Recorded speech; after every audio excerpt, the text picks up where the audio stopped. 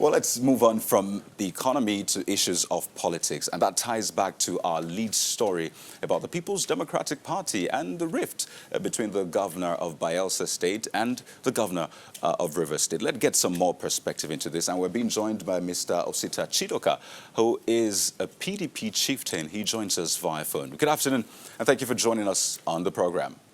Thank you. Good afternoon. And, well, happy Yuletide, if I may start with. I wish you the same. So just to help Nigerians get a perspective of what exactly is happening within the PDP, how big of a rift is this for the People's Democratic Party? I don't know about the risk factor you raise here, but I just know that in any political system, in any political environment, there's bound to be agreements and disagreements, and that does not hit at the foundations of a political party. I don't know why Nigerians have come to the idea that conflict is a sign of absence of unity. Actually, conflict is a sign of a robust political system. The idea that PDP is the party of freedom and democracy makes it that 1,000 voices must be heard within the PDP. So the PDP is at nowhere at risk by disagreement between its members, by disagreement within its organs. But what is important to us is that we have the resources, we have the institutions, and we have the capability to resolve conflict as they arise. Right. If you say you don't understand why it is being called a rift, a lot of Nigerians will ask, so why is a reconciliation team, as it were, being brought up? Why is the governor of Delta State intervening in this? But we'll take a look at this issue much deeper when we return from this break. Plus, INEC speaks about electoral amendment bill as Yaga Africa raises alarm on cost of party nomination tickets. Perhaps Mr. Chidoka will also weigh into that. Details of this after this break. Welcome back, everyone, to Lunchtime Politics. And here are some of your stories in brief.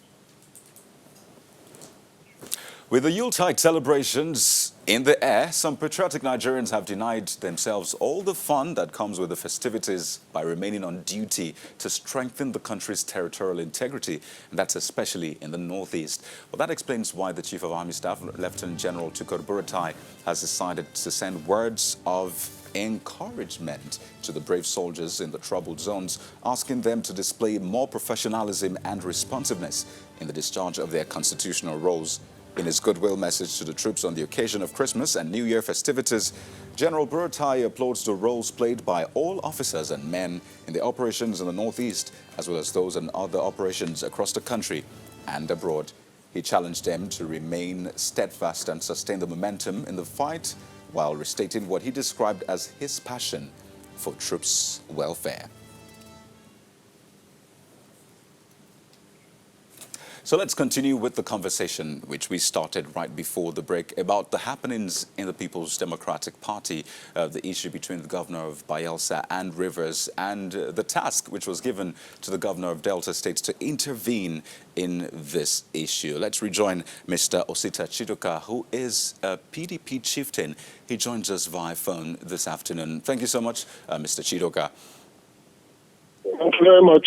Right, so let's get back to the conversation right now. Now, I understand that one of the reasons for this controversy or this rift is perhaps the Soko oil well. But then you hear the Rivers State governor saying there's no need for reconciliation since the case has been determined by a court of competent jurisdiction. So why is the governor of Delta State being asked to intervene in this rift then?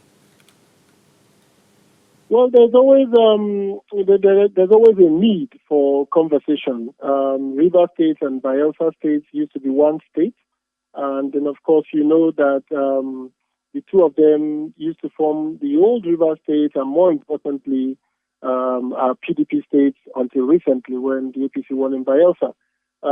So it is important for us that we maintain the harmony and the friendship, but that doesn't mean that issues concerning the two states will not that were resolved by courts is a sort of disagreement within the PDP. No, the issues are issues of statehood.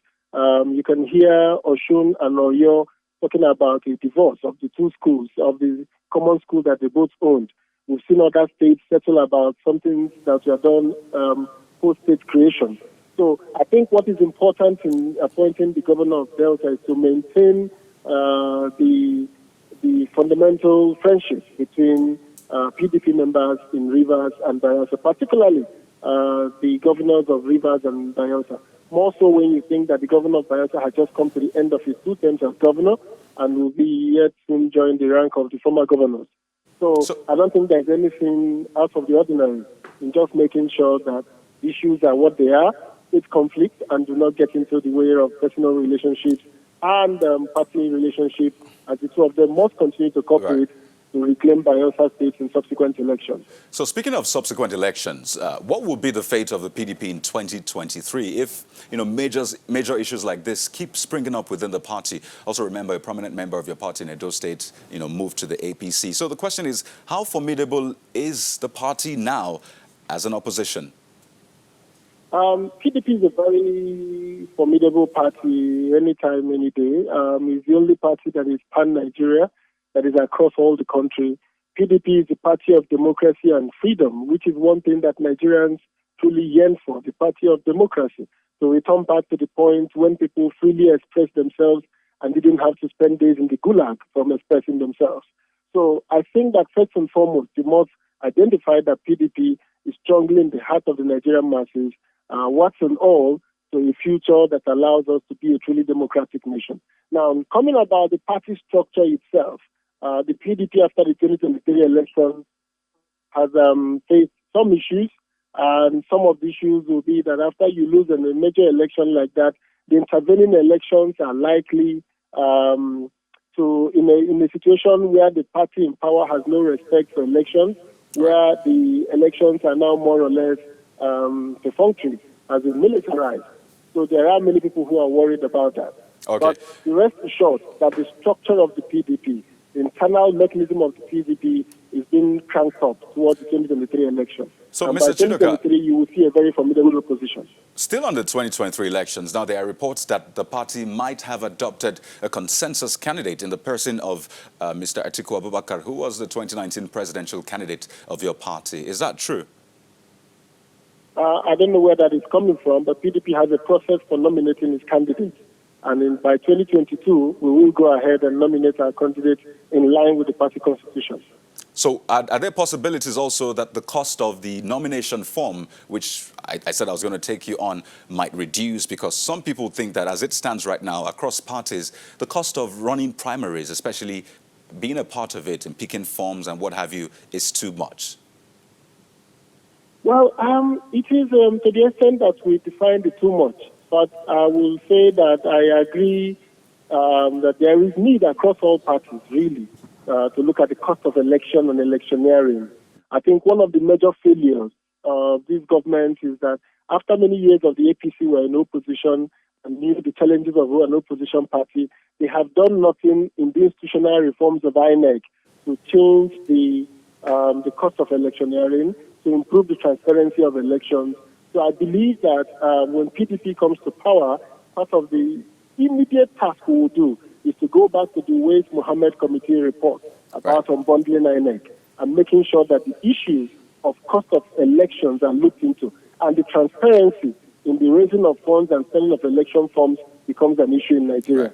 I don't think that just reducing the price of the tickets is just the issue. I think that we have the general review of our electoral process to reduce the cost of elections in Nigeria. Well, Mr. Osita Chidoka, I would like to thank you so much for your time this afternoon. He's a member of the PDP and also a PDP chieftain. Thank you for sharing your thoughts with us.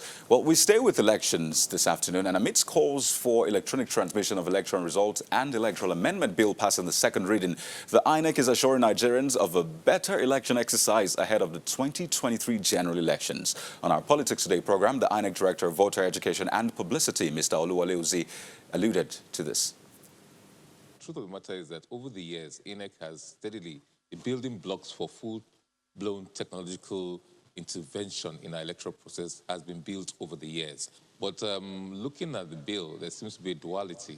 Both the manual processes still will run apparently next to the electronic process. But many of these things we're already doing will now be entrenched into the Electoral Act. It now becomes statutory, not just a bylaw. Although there's a clause there saying that electronic voting, that this INEC can do electronic voting. I don't know how effective that clause in that bill will be, considering that there's a step-by-step process, which is a manual process. So in my own personal view, we seem to be building an electronic superstructure, but it might be on a manual foundation. So that's something we have to look at. But the Commission is studying the bill, will come out with its own position and engage with the National Assembly and the Executive on ways forward to bridge the deficit in that process. Well, in the meantime, an election transparency initiative body, that's Yaga Africa, is also raising alarm on the cost of obtaining party tickets for the elections. The director of Yaga Africa, Mr. Samson Itodo, decries the huge cost and criteria in participating in political parties' primaries. It is unacceptable that political parties that should be platforms for political aspiration and participation peg these exorbitant fees for their nomination forms and sundry fees. It's really unacceptable, and that's the bane of our problem. You've got a leadership recruitment process that is highly commercialized, and that's why we've got this kind of leaders that we have today, who are not loyal to the fidelity of our Constitution, but they care more about the fact that they want to recoup the investments that they make while they are running for office. Why should you charge a candidate for 45 million naira or 20 million naira just for party nomination forms? And it just makes a mockery of our democracy. Right. Democracy and public leadership should be a process where only individuals who have capacity, who have competence, who have character should vie. Well, there you have it. That's it on Lunchtime Politics. But don't forget, you can join the conversation on our social media platforms and watch our YouTube channel. That's at Channels Television. Thank you so much for watching. I am Kayode Okikiolu.